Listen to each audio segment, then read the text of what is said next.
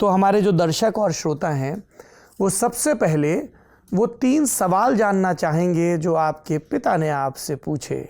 यहाँ क्यों आए हो, जन्नत की हकीकत क्या है और एक आखिरी शर्त क्या है। ज़रा वो सवाल बताइए साहब। देखो, जैसा तुमने कहा कि पिता बिल्कुल नहीं चाहते थे कि मैं फिल्मों में आऊं और मैं गीतकार बनूं। अनजान साहब महान गीतकार, मशहूर गीतकार। तो अब उनके आदेश की अवहेलना की थी मैंने। उन्होंने मुझे कॉमर्स पढ़ाया, मैंने BHU से, बनारस यूनिवर्सिटी से MCOM किया, उसके बाद बैंक में नौकरी की, वो एक अलग कहानी है। उसके बाद मैं आ गया और 1 साल तक मैं गुमशुदा ज़िंदगी जी रहा था। उनको पता भी नहीं था कि मैं उस शहर में हूँ। खैर, कहीं से जब पता चला तो बुलावा आया कि आ जाओ। इतना अबोला था, पर उनको कैसे नहीं पता कि आप, या आपकी हिम्मत नहीं पड़ रही जाके मिलने की? नहीं, मेरी ज़रूरत की मैं घर उनसे से कोई चिट्ठी पत्री भी नहीं कि? नहीं, तो वही चिट्ठी जब गई, माँ ने जब खत लिखा कि मेरा बेटा 1 साल से मुंबई में है, आपने उसकी कभी खोज खबर नहीं ली, कभी तो मिलिए उससे। तब उन्होंने मेरे किसी रिश्तेदार से बात करके पता करवाया कि मैं हूँ कहाँ पे, और वो रिश्तेदार मुझे लेके गए। और वो आज भी जब मैं वो लिंकिंग रोड से गुज़रता हूँ ना, तो वो एक रेस्टोरेंट हुआ करता था, पाम्पोस नाम था उसका। अभी भी वो है, बहुत छोटा उसका आकार हो गया है। और वो महबूब से कोई गाने की रिकॉर्डिंग करके लौटे थे। तो पहले तो इंट्रोडक्शन हो गया, भाई रिश्तेदार से मिले, हेलो हाय हुई। उसके बाद बोले अब आप जाइए, मुझे इनसे एकांत में कुछ बात करनी है। अब जैसे तुम बैठे हो वैसे वो बैठ गए, मैं ऐसे बैठ गया, और मैं संघर्ष की आग में पूरी तरह से जला हुआ था। क्योंकि उस दिन मुझे याद है, वो जो शर्ट मैंने पहनी थी वो मुंबई के फुटपाथ से ली हुई शर्ट थी 10 रुपए की।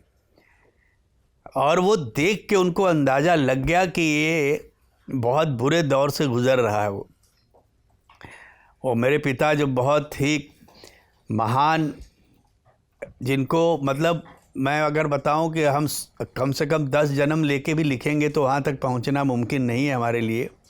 और बहुत बड़े फिलासफर भी थे वो देखते ही आईने में मुझे उतार लिए कि ये किस दौर से गुज़र रहा है और ये क्या सोच रहा है। खैर, उन्होंने पहला सवाल मुझसे पूछा कि मैंने तुमको मना किया था कि तुम मुंबई मत आओ, मेरे मना करने के बावजूद तुम यहाँ आए। चलो, अब तुम बड़े हो गए हो, जवान हो गए हो, तुमको अपने फ़ैसले लेने की आज़ादी है।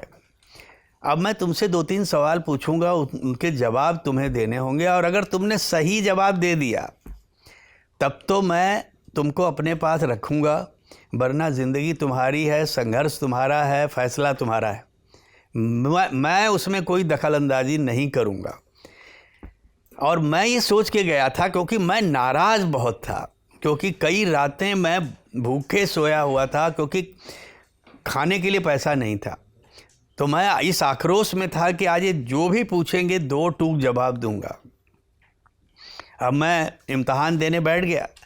पहला सवाल ही ऐसा आया कि मेरी पूरी सोच उलट पलट गई कि यार इस मौजू पे ये सवाल करने का क्या मतलब है। पहला सवाल उन्होंने पूछा कि तुमने कभी किसी लड़की से प्यार किया था?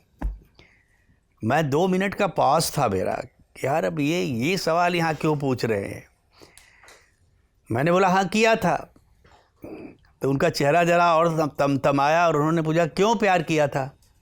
तो मुझे लगा कि शायद इनको गुस्सा होगा कि यार तुम पढ़ाई लिखाई की तुम्हारी उम्र थी कि तुम प्यार कर रहे थे जब पढ़ना लिखना था। तो मैंने कहा पापा जब कोई प्यार करता है तो कुछ सोच के नहीं करता, कर लिया, हो गया। अच्छा, अब तुम मुझसे पूछो कि मैंने तुमसे ये सवाल क्यों पूछा। अच्छा, मैं क्यूरियस था बहुत कि ये सवाल इन्होंने पूछा क्यों।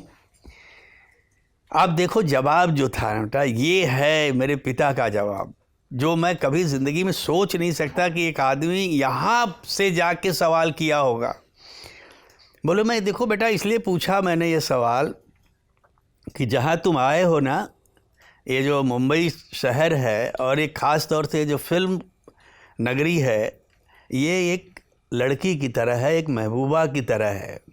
ये बावफ़ा भी हो सकती है और बेवफ़ा भी हो सकती है। मैं ये परखना चाहता था कि तुम सच्चे आशिक हो कि भगोड़े आशिक हो, क्योंकि जो सच्चा आशिक होता है वो सोच के प्यार नहीं करता। जहाँ प्यार में सोच आई बस समझ लो कि वहाँ धंधा शुरू हो गया, वहाँ पे कहानी में कोई और ट्विस्ट है। तो कब ये बात तुमने प्रूव कर दी कि नहीं हो तो तुम सच्चे आशिक, तो तुम भागोगे नहीं, इस बात की तुमने मुझे गारंटी दे दी है।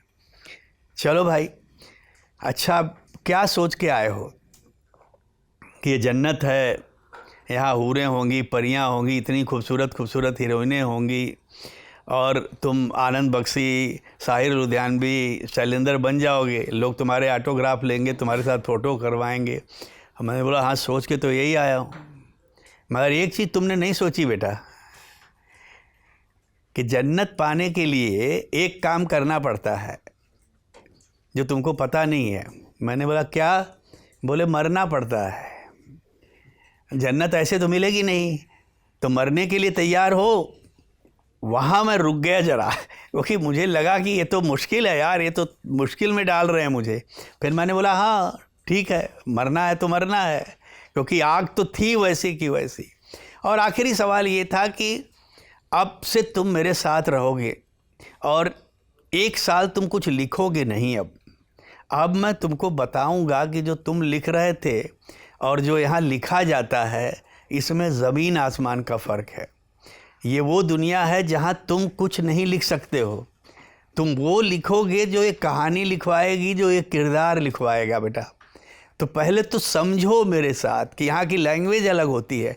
जैसे डॉक्टर बात कर रहे होंगे तो उनकी लैंग्वेज अलग होती है, इंजीनियर बात करेगा उसकी लैंग्वेज अलग होगी, एक किसान बात करेगा उसकी लैंग्वेज अलग होगी। तो पहले यहाँ की भाषा समझो, यहाँ के तौर तरीके समझो, यहाँ समझो ट्यून पे गाना कैसे लिखा जाता है, कैसे किरदार में ढला जाता है, कैसे उस सिचुएशन को ग्रैब किया जाता है।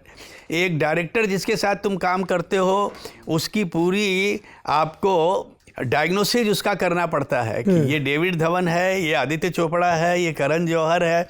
जब तक ये नहीं समझोगे तुम कभी इनके लिए गाना नहीं लिख पाओगे।